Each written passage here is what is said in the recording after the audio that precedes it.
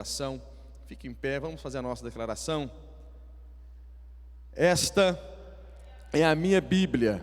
Eu sou o que ela diz que eu sou, eu tenho o que ela diz que eu tenho, e eu posso fazer o que ela diz que eu posso fazer. Hoje eu serei tocado pela palavra de Deus. Eu audaciosamente confesso que a minha mente está alerta, meu coração está receptivo, eu estou pronto para receber a incorruptível, a indestrutível, sempre viva semente da palavra de Deus. Eu nunca mais serei o mesmo, nunca, nunca, nunca, no nome de Jesus, amém. Se assenta, por favor, abra o seu coração, abra aí a sua Bíblia também. Salmos 139, Salmos 139, verso 1. Salmos 139, verso de número 1. Glória a Deus. Nós voltamos a falar sobre os atributos de Deus. Hoje nós vamos, pela graça de Deus, o nosso Pai, falar sobre a onisciência de Deus. Um Deus onisciente. E o subtítulo aqui desse salmo, né? Lembrando que não foi Davi que colocou, mas é um auxílio ao leitor. Mas o subtítulo aqui é a onisciência e a onipotência de Deus. Por isso eu escolhi esse salmo. Quantos encontraram? Diz assim: Senhor, Tu me sondas e me conheces. Sabe quando me assento e quando me levanto. De longe penetra os meus pensamentos. Esquadrinha o meu andar e o meu deitar. Conhece todos os meus caminhos. Ainda a palavra não chegou à língua, e Tu, Senhor, já conheces toda. Tu me cercas por detrás e por diante, e sobre mim pões a mão. Tal conhecimento é maravilhoso demais para mim, e sobremodo elevado, não posso atingir. Para onde me ausentarei do Teu Espírito? Para onde fugirei da Tua face? Se subo aos céus, lá estás. Se faço a minha cama no mais profundo abismo, lá estás também. Se tomo as asas da alvorada e me detenho nos confins dos mares, ainda lá me haverá de guiar a Tua mão, e a Tua destra me susterá. Se eu digo, as trevas com efeito me encobrirão, e a luz ao redor de mim se fará noite, até as próprias trevas não te serão escuras. As trevas e a luz são a mesma coisa, pois Tu me formaste no meu interior, Tu me tecestes ao seio de minha mãe. Graças te dou, visto que por modo assombrosamente maravilhoso me formastes. As Tuas obras são admiráveis, e a minha alma o sabe muito bem. Os meus ossos não Te foram encobertos, quando no oculto fui formado e entretecido como nas profundezas da terra. Os Teus olhos me viram, a substância ainda informe, e no Teu livro foram escritos todos os meus dias, cada um deles escritos e determinado, quando nenhum deles havia ainda. Esse é o Deus onisciente. Vamos orar. Pai, fale conosco. Fale conosco, Deus. Falar sobre o Senhor, falar sobre a essência do Senhor é tão difícil, Pai, poder, porque nós, como diz aqui o salmista no versículo 6, esse conhecimento é maravilhoso demais para nós. Esse conhecimento é elevado, nós não podemos atingir. Por isso, Pai, auxilia o pregador, auxilia os Teus filhos, ó Pai, dentro daquilo que é permitido a Sua revelação, dentro daquilo que nós podemos conhecer, se revele a nós, revele esse atributo para nós. Mais do que conhecer, ó Pai, que o Senhor é onisciente, Deus, que isso seja uma vida para a nossa vida, Pai. Abra o nosso entendimento, abra a nossa capacidade de compreensão sobre isso, no nome de Jesus, amém. Meus irmãos, aqui o salmista Davi, ele está apresentando, né, a Deus exatamente como nós vamos estudá-lo aqui hoje, como um Deus que é onisciente, um Deus que sabe todas as coisas, um Deus que penetra os pensamentos. E é tão interessante nós pensarmos que esse é um dos atributos incomunicáveis de Deus, ou seja, Deus não comunicou isso, né? Deus não comunicou a onisciência com nenhum ser criado. Nós não temos nenhum homem que é onisciente, nós não temos nenhum anjo que é onisciente, nós não temos ninguém a não ser Deus, né? Quando eu falo Deus, obviamente a Trindade ou a triunidade de Deus. Nós não temos nenhum outro ser capaz de saber todas as coisas. Por exemplo, respondendo aí talvez algumas perguntas que sempre tem, eu já falei isso aqui, mas de repente serve para quem está em casa. O diabo não é onisciente, o diabo não sabe, por exemplo, o que você está pensando. O diabo talvez ele tenha uma percepção, né? Uma capacidade, assim como um psicanalista, um bom psicólogo, um analista consegue de repente olhar para de alguma forma e deduzir, fazer uma dedução, uma inferência.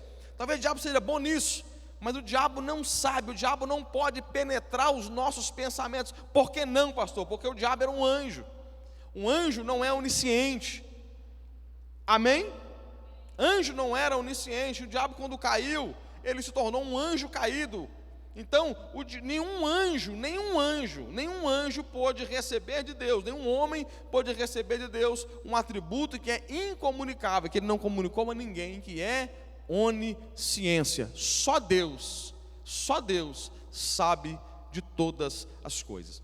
E quando nós olhamos Davi falando isso, nós percebemos também, Provérbios capítulo 15, versículo 3, um homem mais sábio, percebendo isso, disse: os olhos do Senhor estão por toda a terra, contemplando os maus e os bons.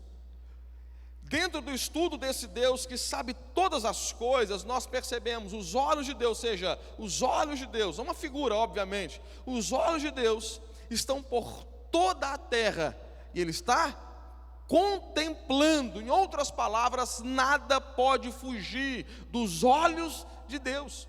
O salmista disse isso, em outras palavras, diz: para onde fugirei da tua presença? Ou seja, onde eu posso me esconder? Aonde eu posso ir? Em que lugar está para que o Senhor não me veja? E aqui, em outras palavras, o Salomão está dizendo assim: qual é o lugar, ou não existe um lugar que os olhos de Deus não estejam. Os olhos de Deus estão por toda a terra, ou seja, a onisciência de Deus é capaz de Deus conhecer todos os lugares, em todos os momentos e todas as pessoas, e não há um lugar sequer que seja oculto. Não existe ponto cego, se eu puder usar essa expressão. Na terra não existe um ponto cego, não existe um lugar que Deus não possa ver. Quem pode dizer amém por isso? Agora, eu ia citar um texto, mas eu preciso abri-lo, porque ele é muito profundo. Abra aqui em Daniel.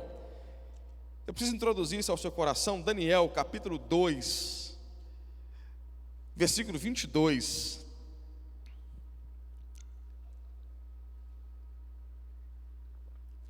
Dentro da onisciência de Deus, olha só.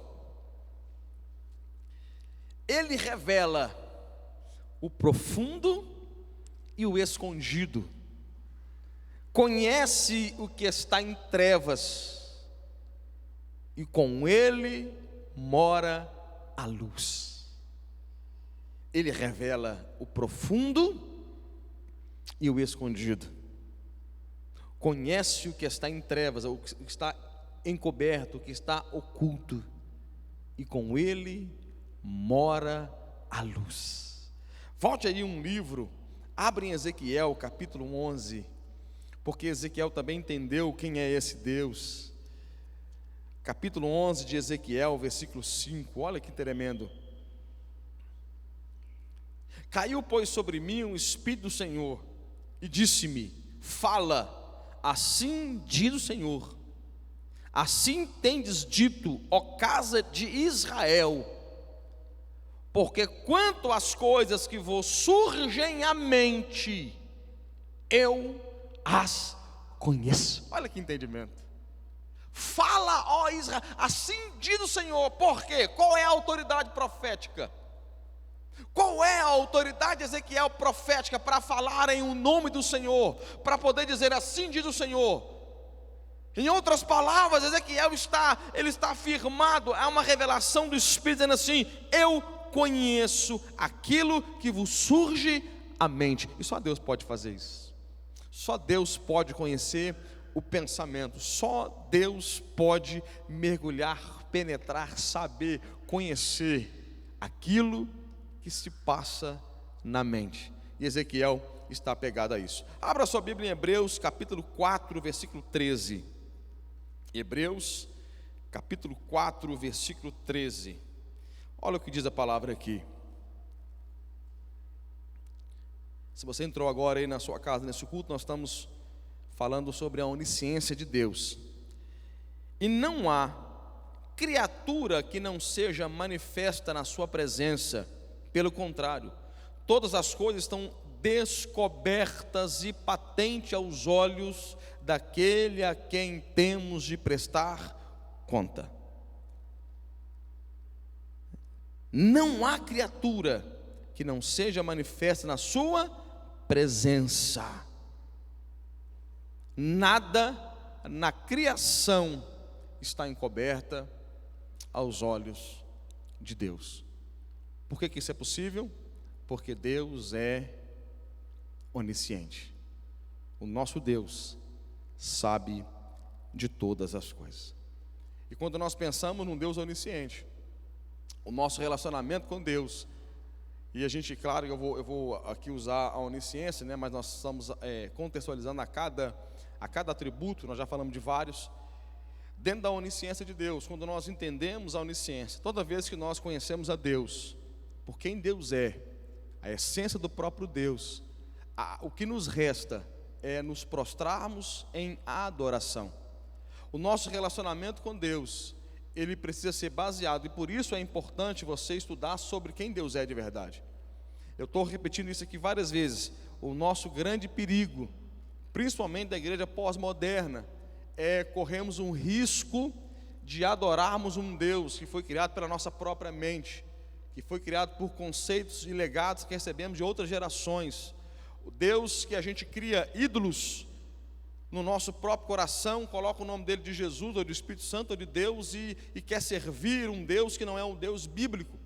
Então, quando nós entendemos quem Deus é de verdade, a revelação das Escrituras, e o Deus que se pode conhecer, só se pode conhecer por meio das Escrituras, e qualquer outra revelação de Deus precisa ter base nas Escrituras. Um exemplo: se alguém te entrega uma palavra profética, um profeta, eu creio nisso, um profeta, né? Alguém que tem, deixa eu usar uma palavra mais do Novo Testamento, uma palavra de sabedoria, uma palavra de conhecimento, alguém que te entrega algo, isso que foi entregue precisa ter base na palavra de Deus. Quem concorda, diga amém.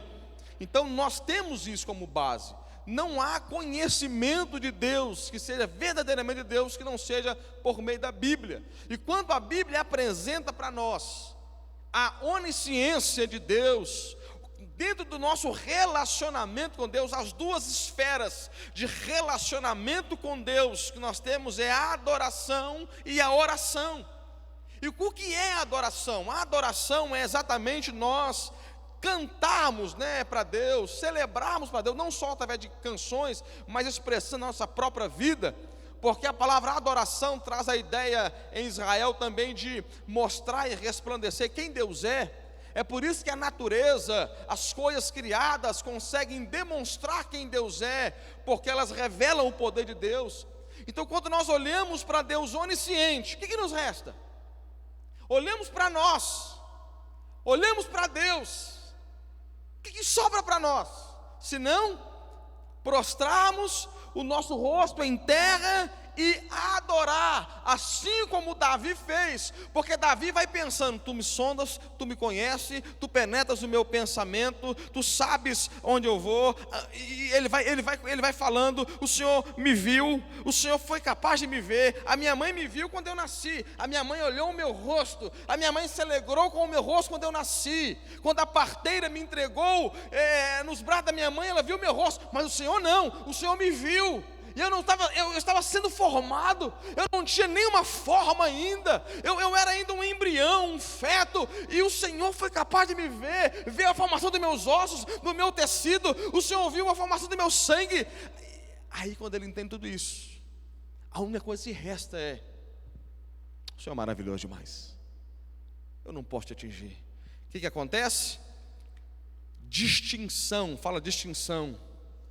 A santidade de Deus, quando nós percebemos a santidade de Deus, quando nós percebemos um Deus santo, o que é santidade? É a distinção. Você tira do meio dos demais e você faz uma distinção, você eleva a Deus. Toda vez que o seu conhecimento acerca de Deus aumenta, você distingue o Senhor dos demais, você eleva. É por isso que o salmista pode cantar: quem é Deus como o nosso Deus? Quem pode livrar como o Senhor? Ou seja, são cânticos que expressam quem Deus é. Eu gosto muito, irmãos, e agora é coisa pessoal, tem uma parte da Bíblia, eu gosto muito de adoração, de canções para Deus, que realmente expressam o ser de Deus. Eu gosto muito disso.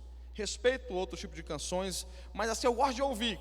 Qual as músicas eu gosto de ouvir, por exemplo, no meu momento devocional? São músicas que são cantadas verticalmente, não horizontalmente. Por exemplo, existem canções evangélicas que se canta para a pessoa. Já perceberam isso? Por exemplo, eu posso cantar uma música e Deus vai te exaltar, Deus vai te levantar, Deus vai fazer alguma coisa com você. Eu estou cantando para você. De repente eu estou ministrando ao seu coração. Mas a adoração, a genuína adoração, ela é assim e não assim. Quantos creem nisso? Diga amém. É uma adoração. E quando é que você adora a Deus de verdade?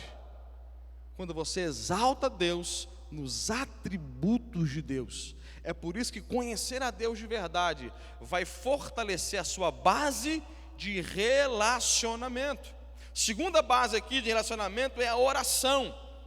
E aqui o próprio salmista de novo, 134, versículo 4, 139, versículo 4, ele fala: antes que a palavra está na língua, o Senhor já conhece. Antes que a palavra está na língua, o Senhor já sabe, já conhece. O Isaías, quando ele percebeu isso, Isaías 65, versículo 24, ele disse: antes que eu fale, o Senhor já deu a resposta.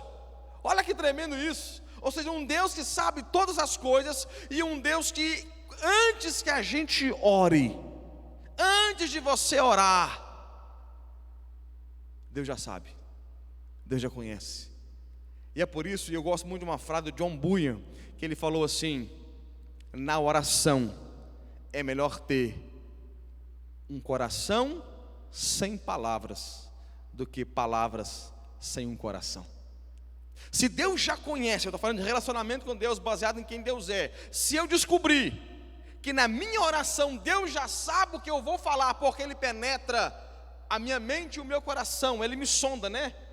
Davi está usando uma expressão, naquele tempo não tinha, hoje é uma endoscopia, uma capacidade de passar uma sonda e ver o que tem por dentro. Se Deus sabe o que eu tenho por dentro, quando eu entendo quem é Deus de verdade, na sua onisciência, que Ele penetra o meu pensamento, no mínimo, a minha oração, ela ganha um novo significado. Por quê? Porque eu não jogo mais para Deus palavras sem sentido.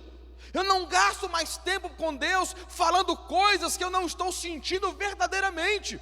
Eu não vou ficar tentando ludibriar, enganar de alguma forma o coração de Deus, porque eu sei que Deus sabe o que realmente se passa pelo meu coração. Amém? Então é melhor eu chegar no momento da oração, eu ficar em silêncio com Deus, e parece até um paradoxo, eu ficar em silêncio com Deus, do que eu ficar falando um tanto de coisas que não faz sentido algum, e Deus sabe que não faz. Lembra quando Deus, na pessoa de Jesus ali, no Sermão do Monte, quando foi falar sobre a oração em Mateus 6, Ele falou assim: não é pelo muito falar que será ouvido, não fique com vãs repetições. Ali vãs repetições traz uma ideia de um tagarela, ou de alguém que era gago, ou ficava fazendo várias repetições e não conseguia terminar uma frase. Ou seja, a ideia da oração, do relacionamento com Deus, não é o fato de a gente ficar repetindo, e às vezes não parou de fazer sentido já. A gente tem muita mania eu preciso abrir um parênteses aqui, às vezes de transformar experiências em doutrinas.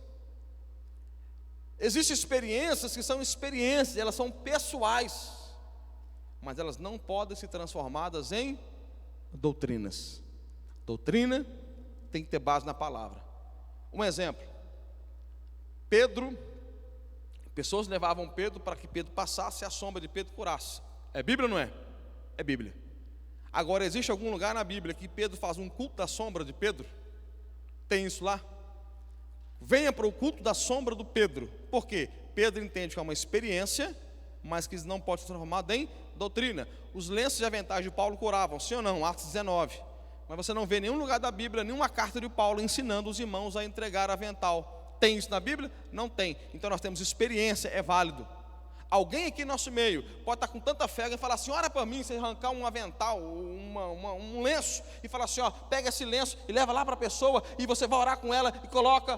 Se fosse hoje, talvez o apóstolo Paulo pegasse o WhatsApp dele e mandasse um áudio e curasse alguém, mandasse uma mensagem. Quem está entendendo isso? Mas você não ia ver um incentivo para que todo mundo o tempo todo ficasse mandando um áudio para que curasse, o áudio da cura, o vídeo da cura. Não ia existir isso. Eu dei esse exemplo só para a gente entender. Nós não podemos transformar experiências em doutrina. E o que as pessoas fazem da oração? Elas começam a inventar modelos de oração. Não, tem que orar assim. Não, tem que orar assim. Não, Deus só recebe se estiver de joelho. Não, Deus só recebe se você estiver assim. Não, você não pode orar dessa forma. E começam a criar modelos que, às vezes, no momento da vida deu certo para ela, mas que não é a realidade do outro.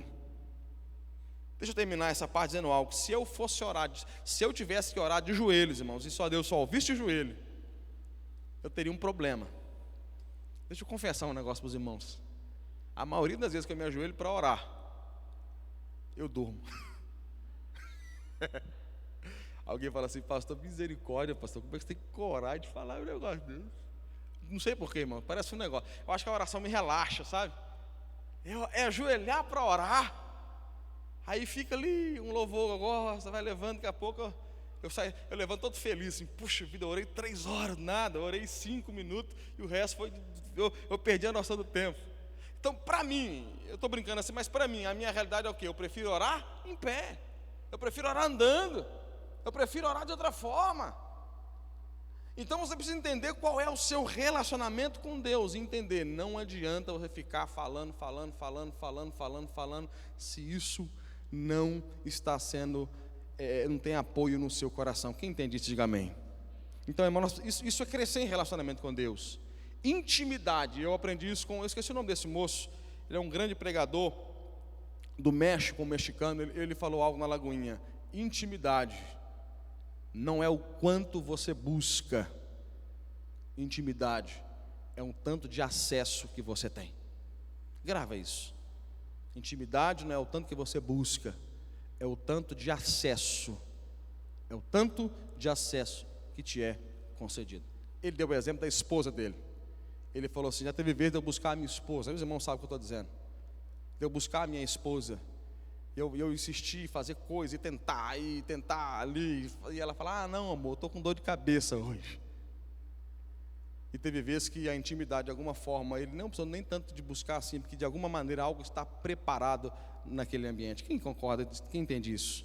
Então a intimidade não é o tanto que você busca. Eu não estou dizendo que não tem que buscar, mas mais do que buscar, é saber alcançar, é saber o coração de Deus. Davi sabia isso, Davi entendeu isso, e porque Davi entendeu isso, Davi foi o homem chamado homem segundo o coração de Deus. E dentro dos relacionamentos, irmãos, nós precisamos ver relacionamento com Deus e vida com Deus. Agora, se eu conheço um Deus que é onisciente, então a minha vida com Deus, ou a partir do relacionamento com Deus, ela também há uma transformação. Por quê?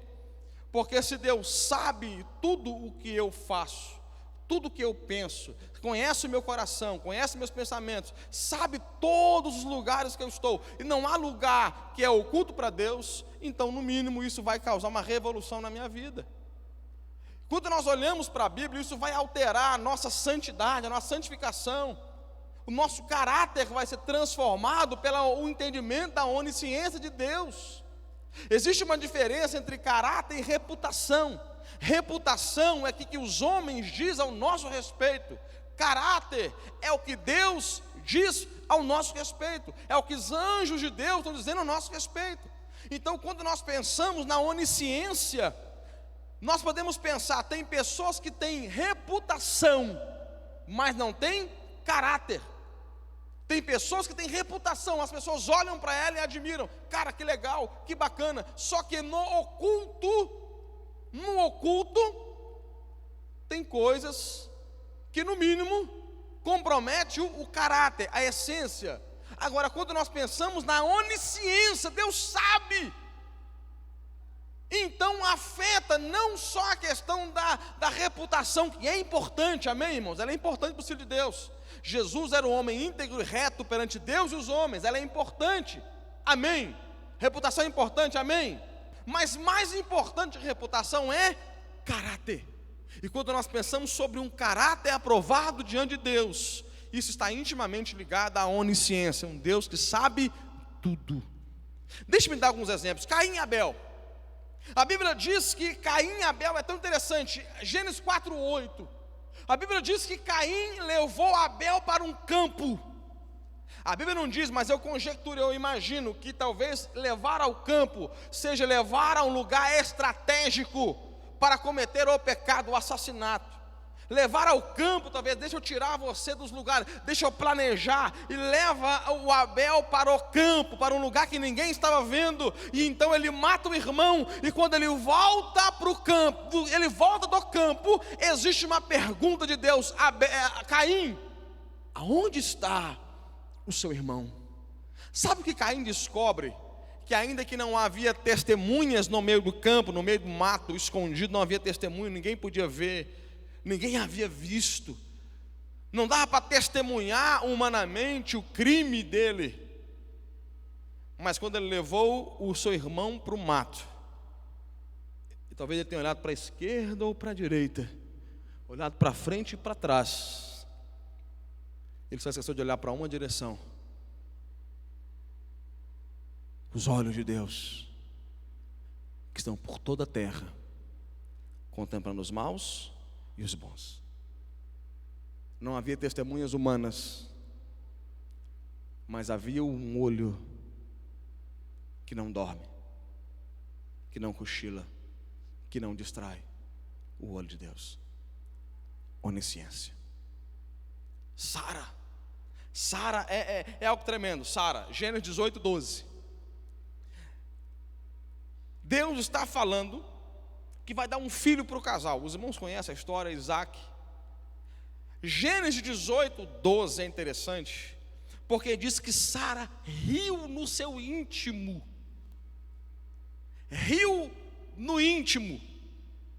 E ela falou consigo mesma. Essa é a expressão que está na Bíblia, Almeida Revista e Atualizada. Coloca aqui, por favor. 18:12. Riu-se, pois, Sara no seu íntimo. Não é uma gargalhada. Riu-se, pois, Sara no seu íntimo, dizendo consigo mesma: depois de velha depois de velha e velho também o meu marido, teremos ainda prazer. 13. Disse o Senhor a Abraão: porque se riu Sara, dizendo: será verdade que darei ainda a luz sendo velha? Olha que tremendo isso. Ela riu-se no seu íntimo. Talvez um bochechozinho, uma mexidinha de lábios. Mas quando o íntimo dela, o íntimo fala assim: eu vou ser mãe velha, com meu marido velho, eu vou ser mãe. Aí Deus olha para Abraão, né? E alguns acreditam que ali é uma teofania, mas ainda que não seja uma teofania, Deus está usando ali então um anjo. Então Deus olha e fala assim: Abraão, a sua esposa riu. E talvez a pergunta dela meio sem graça, assim: não ri não, eu ri, não ri. Talvez, Sara, você não tenha rido ou dado um sorriso que você demonstrasse, como diz lá em Minas, mostrar as canjicas para os outros, mas você riu no seu íntimo, duvidou no seu íntimo, e o Deus que contempla o seu íntimo está dizendo: você riu, e porque você riu, o seu filho vai chamar Isaac. Isaac quer dizer riso. toda vez que você chamar o seu filho, ô Isaac, você vai lembrar que você riu no seu íntimo, e porque você riu, o Deus onisciente, que pode contemplar o seu riso, está dizendo, toda vez que você chamar o seu filho, chamar a sua promessa, você vai lembrar que você riu. E alguns teólogos dizem que Isaac, a pronúncia, né? Lembra do inglês que a professora ensinava para nós, que era teacher, que tem que colocar a linguinha no céu da boca para tentar falar, dizem que o hebraico, para você pronunciar Isaac, você abre a boca como um riso, tipo você ri para falar, é riso, mas a expressão é de abrir, Isaac, você abre a boca. Alguns historiadores dizem isso. Então toda vez que ela ia chamar Isaac, ela chamava o riso e ela precisava rir de novo. Por quê? Porque Deus, que é onisciente, pode contemplar, pode saber, pode perceber um riso, um sorriso, ainda que intimamente, quando está apontando uma expressão de incredulidade. Acã, Josué capítulo 7, a história de Acã. Deus havia proibido que eles pegassem de Babilônia qualquer objeto, tudo deveria ser queimado. Então Acã, a Bíblia diz que ele vai escolher para si uma capa, uma quantidade de prata e ouro, e vai esconder lá na sua tenda. Olha que interessante. Deus fala para todo mundo assim, ó, vocês não vão pegar nada de Babilônia, nada de Babilônia, vamos queimar tudo. Aí o tal do Acã tem uma ideia, olha que cara genial, irmãos.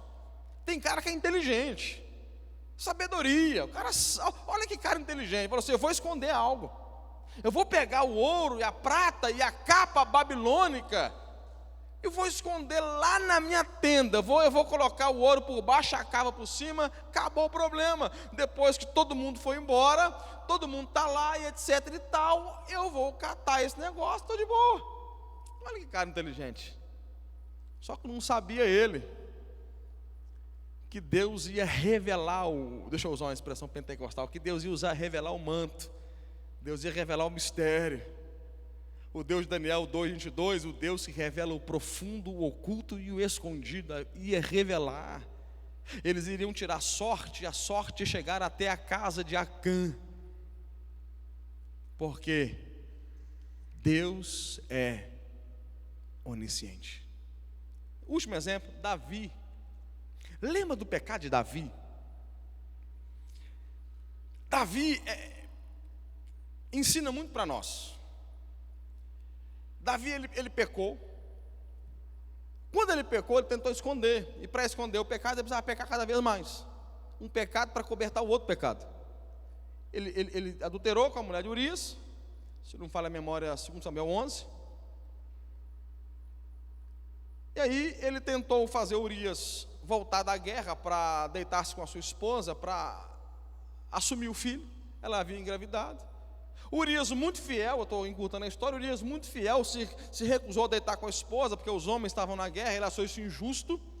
Então Davi planeja matar Urias. Então vocês conhecem a história, Davi manda Urias para a frente da guerra, manda o batalhão, ou a tropa afastar, recuar e deixa Urias para morrer. Entenda, para encobertar o pecado, para deixar o pecado encoberto, ele teve que pecar mais, tornar pior o negócio. Então Urias morreu, o cara vai lá, agora a mulher viúva vai lá e casa com ela, casando com ela, ficou tudo ok, tudo bacana, bacaninha, tranquilão. O rei com mais uma esposa. Só que Davi, segundo Samuel 12, versículo 7, o profeta Natã vai bater na porta do rei. Ô Davi, faz favor, meu filho, deixa eu contar uma historinha. E naquela época os reis julgavam as causas, Então o Natã vai contar um caos lá para o rei. Ô rei, tem um homem aí que tinha muitas ovelhinhas, mas ele pegou a ovelhinha de alguém que só tinha uma ovelhinha e matou essa ovelhinha. O que a gente faz com tal homem? O rei, cetro, roupas, pompa, um homem desse tem que morrer. Aí o que Davi não esperava é que o Deus da onisciência, havia dado ciência para o profeta, e o profeta diz: ô Davi, esse homem é você. Esse homem é você. Davi, irmãos, um rei, num tempo que não existia direitos humanos, num tempo que fazia suas próprias leis, se assim quisesse. Rei, que um profeta coloca o dedo e fala: esse cara é você. Em outras palavras, Davi, você tentou encobertar, tentou esconder, mas o Deus que nós servimos conhece e sabe todas as coisas. Quando nós pensamos sobre isso, irmãos, no mínimo, muda o nosso relacionamento com Deus, o nosso entendimento de relacionamento no que tange a nos prostrar e relacionar com Ele, e também começa a tocar a nossa postura diante desse Deus. Agora, se a gente olha para a onisciência num aspecto um tanto quanto perigoso no relacionamento, a onisciência de Deus também, ela toca um aspecto de esperança, ela toca um aspecto nós podemos olhar, nós ministramos sobre a justiça de Deus, e a onisciência de Deus faz com que Deus julgue o pecado, não com base no fato apenas, mas com base na essência ou o motivo pelo qual. Quem está entendendo isso aqui?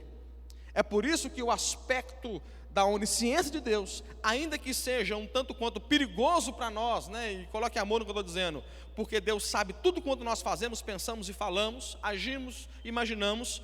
Também a onisciência de Deus, ela nos auxilia quando ela permite que o atributo de Deus, chamado a justiça, e aí também está a ira de Deus, seja manifesto, não apenas com base na vista, não apenas com base no fato em si apenas, mas com base na essência, com base na intenção também. Abra a sua Bíblia aqui, Hebreus capítulo 4, versículo 12 e 13. Porque nós também celebramos a ideia da onisciência no relacionamento.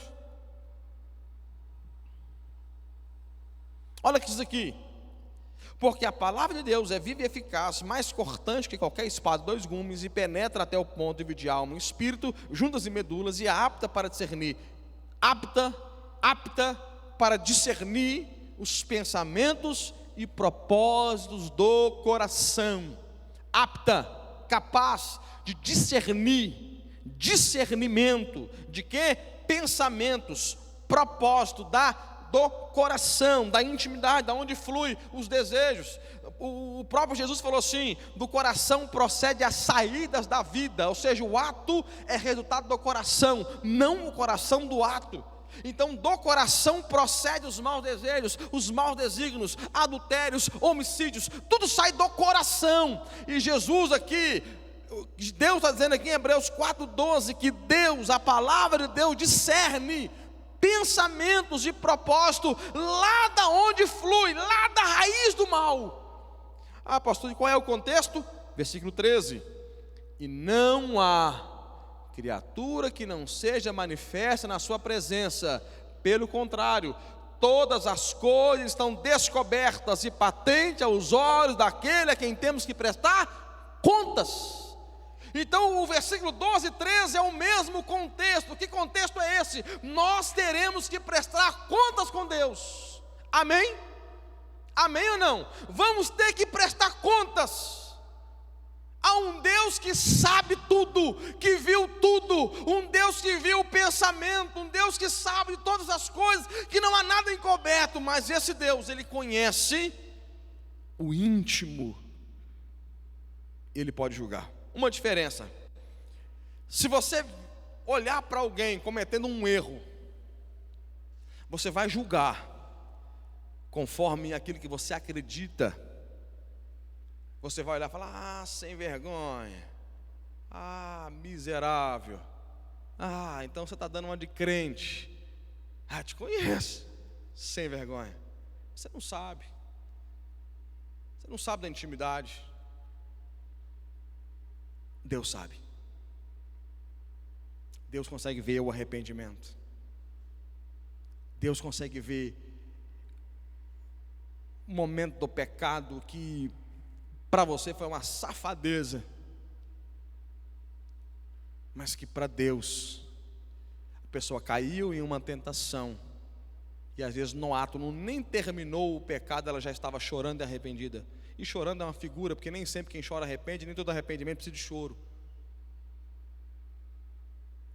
Porque Deus conhece o propósito do coração. Quem está entendendo isso aqui, diga amém. Então, irmãos, é por isso que nós precisamos basear nossa fé em quem Deus é. Falando sobre esperança, de Deus se conhece, lembra de Pedro? Pedro traiu Jesus, né? A negação é uma forma de traição. Pedro trai quando ele nega. Ele nega por 3 vezes, já havia sido avisado por Jesus. E se você vê a narrativa de Pedro, Pedro se coloca numa posição assim: eu não. Qualquer um pode negar o Senhor, eu não, eu te amo. Em outras palavras, Pedro está dizendo assim: eu sou o cara, eu sou o super crente, eu sou o super apóstolo, eu sou o super homem de Deus. Pedro achava isso. Imagina Jesus olhar para o Pedro e falar assim: Pedro, você vai me negar. Ele olha para Jesus e fala: não, Jesus, eu não. O Senhor não é de errar não, Jesus. O Senhor não erra muito, não erra. Nunca vi o Senhor errar. Mas pela primeira vez, mestre, o Senhor errou. Porque eu não vou te negar. Eu sou inegável. Agora imagina esse homem quando negou, gente. 3 vezes negou. Eu ia falar a expressão, a ficha caiu, mas eu não conheço ficha, irmão. Eu sou muito novo para entender negócio de ficha. Eu ia falar a ficha caiu, quase que eu revelo aqui as gerações. Eu não conheço ficha. Caiu o entendimento do Pedro. Quando cai o entendimento, quando ele caiu em si, ele começa a chorar, ele se arrepende. Mas onde a onisciência entra? Quando Jesus vai encontrá-lo. João capítulo 21. Pedro está pescando. Deus havia falado para ele: eu não chamei para ser pescador de peixe, mas pescador de homem. Ele voltou a fazer, ele voltou para o lugar de onde Jesus já havia tirado. Aí é tremendo quando Jesus chega e falou assim: ó Pedro, eu estou encurtando aqui a história. Pedro, tu me amas? E o Pedro fala: te amo. Tu me amas? Te amo. Tu me amas, Pedro? E essa frase me faz falar esse versículo. Ele fala assim: tu sabes. O Senhor sabe. Aqui é claro, eu não vou entrar nisso aqui, existe um jogo de palavra grega aqui. Mas a ideia de Pedro é: tu sabes. Ou seja, em outro tempo, eu pensava que eu tinha um amor. E eu descobri que eu não tinha esse amor todo. Eu achava que eu era um super crente. Mas eu descobri que eu não era lá dessas grandes coisas. Mas hoje a única coisa que me resta, Pai, é o Senhor. Tu sabes. Tu conheces. Tu sabes o nível de amor que de fato eu tenho por você. Ali, o jogo de palavras, Jesus, quando a questão do amor que é capaz de dar vida pelo outro, é um amor ágape, o amor agapau. Jesus usa uma linguagem de amor ágape, que é um amor de alguém que pode dar a vida pelo outro, e vai descendo o nível, até um nível de: você gosta de mim. E quando Jesus chega nesse nível, que é o nível mais superficial de amor, então Pedro fala assim: o Senhor sabe. Tu sabes. Tu sabes. Sabe que quando nós estamos num relacionamento baseado na onisciência de Deus, não é baseado no eu sei, é baseado no tu sabes. Nós achamos coisas que não são realmente aquilo que de fato é. Agora Deus sabe. Deus sabe.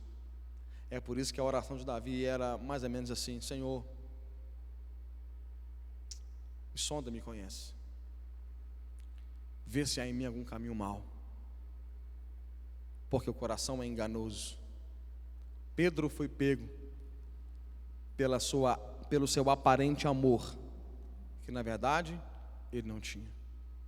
Às vezes nós somos pegos de surpresa em armadilhas quando nós achamos ter uma devoção que não temos, achamos ter uma santidade que não temos, achamos ter um devocional que não temos, achamos ter uma justiça que não temos, e nós corremos o risco de ser pego de surpresa dentro dos próprios princípios que nós os defendemos. Quem está entendendo o que eu estou dizendo aqui? Então, irmãos, nós temos um relacionamento baseado na onisciência de Deus. Fique em pé, por favor. Eu queria chamar os ministros de louvor para me ajudar aqui. Eu quero orar com você.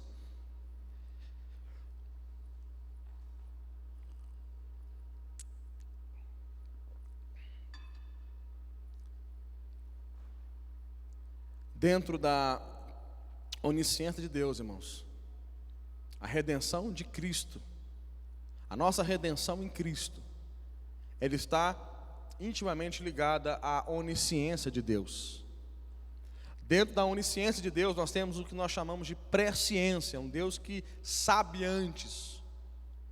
Eu poderia colocar aqui um dia específico para falar sobre a presciência, mas eu não quero fazer isso, quero falar aqui nesses últimos 3 minutos, nós vamos orar.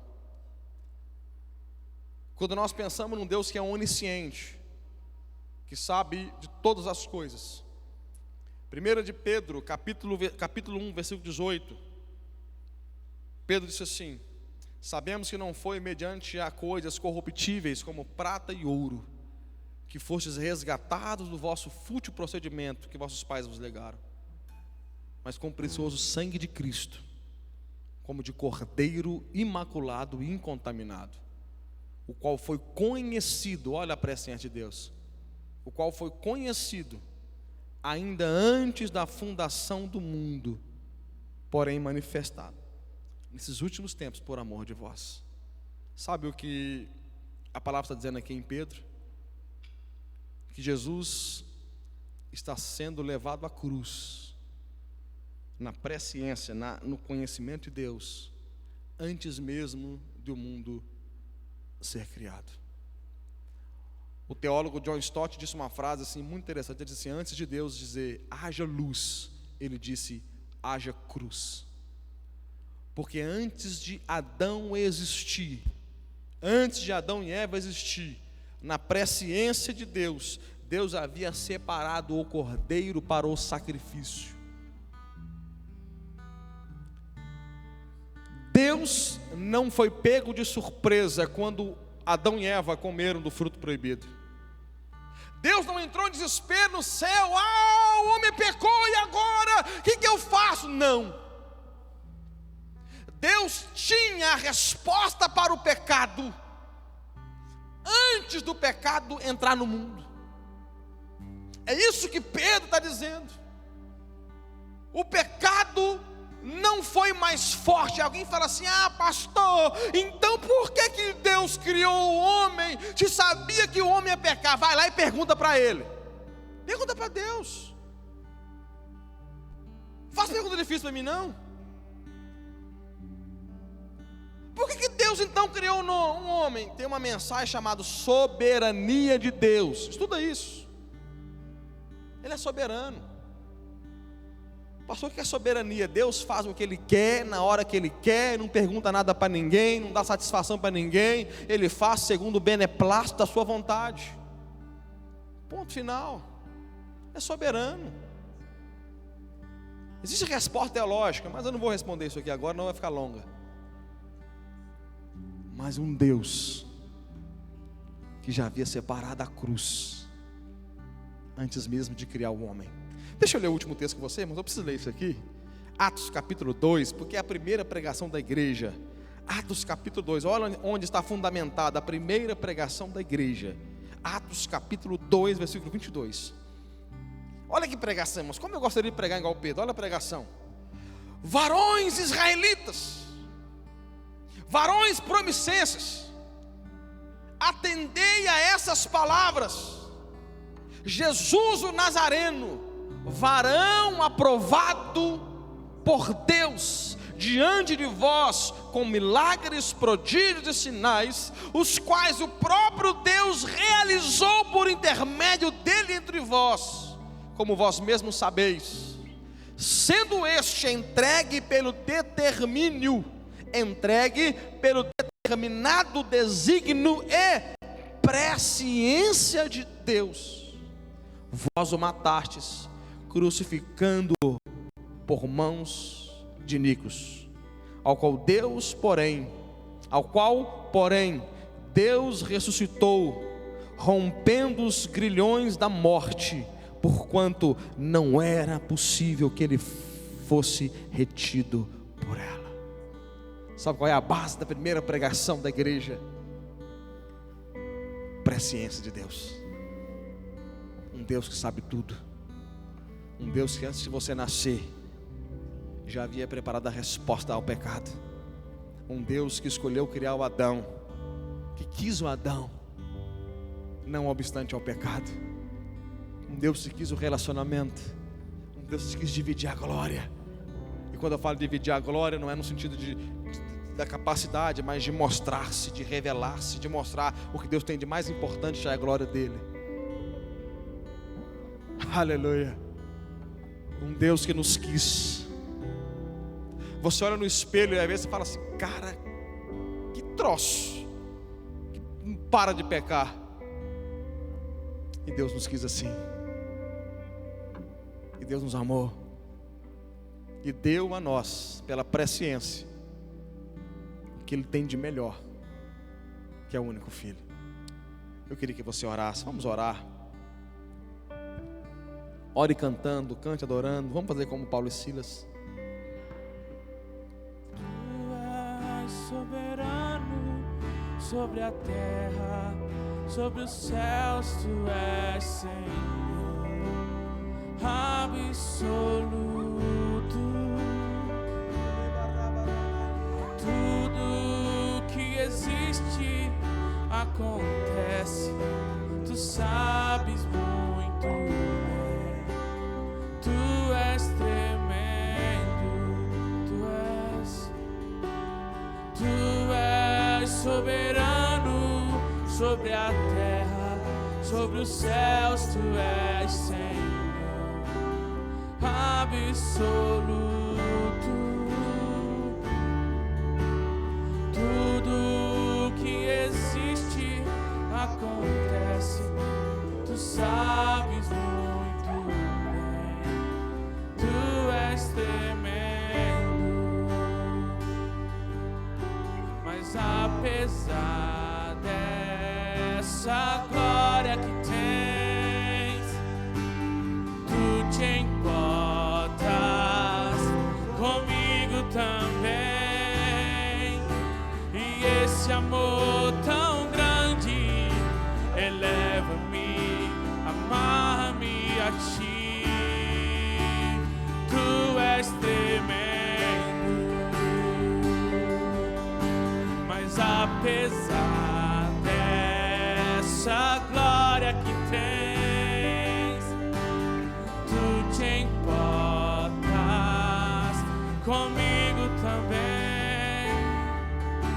E esse amor tão grande eleva-me, amarra-me a ti.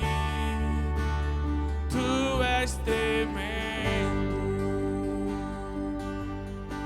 E tu és soberano sobre a terra, sobre os céus. Tu és Senhor absoluto. Tudo que existe acontece. Tu sabes muito bem. Tu és tremendo.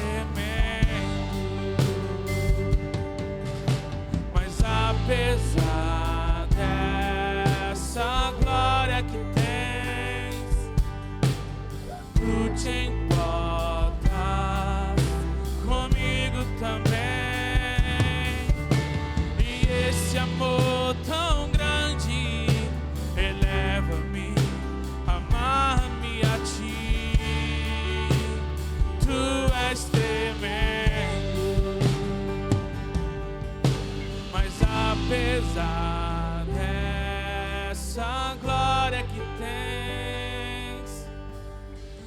te importas comigo também. E esse amor tão grande eleva-me, amar-me a ti. Tu és tremendo. O que nós cantamos é: Tu és soberano sobre os céus, Tu és Senhor absoluto. Tudo que existe e acontece, Tu sabes muito bem.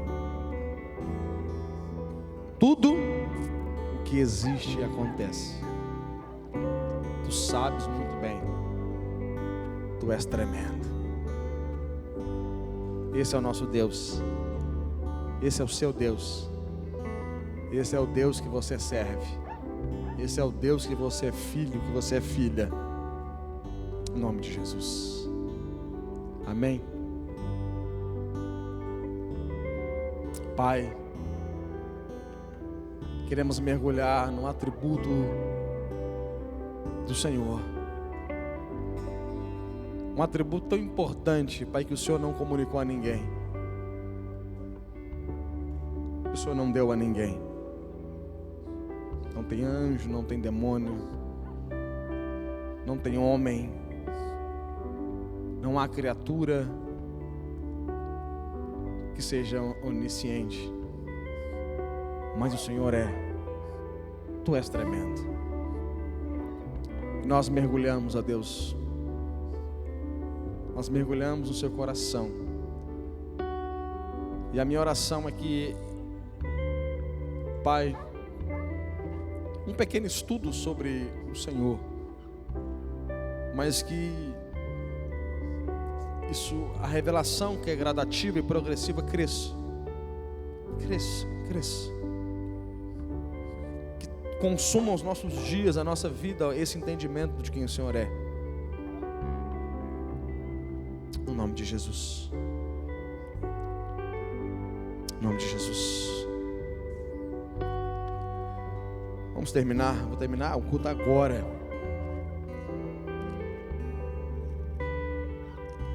Mas eu queria terminar com um versículo.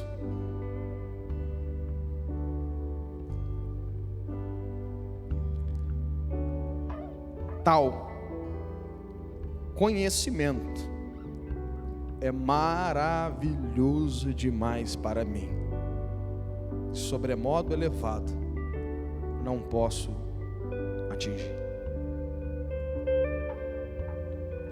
O conhecimento sobre a onisciência de Deus, sobre quem Deus é um conhecimento sobremodo elevado, maravilhoso demais para nós. Amém? Deus te abençoe. Em nome de Jesus. Tenha uma boa tarde, uma boa semana. Estaremos de volta aqui às 18 horas.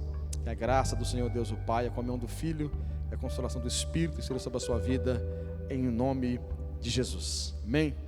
Se for ter um churrasquinho na sua casa, chama minha esposa, gente.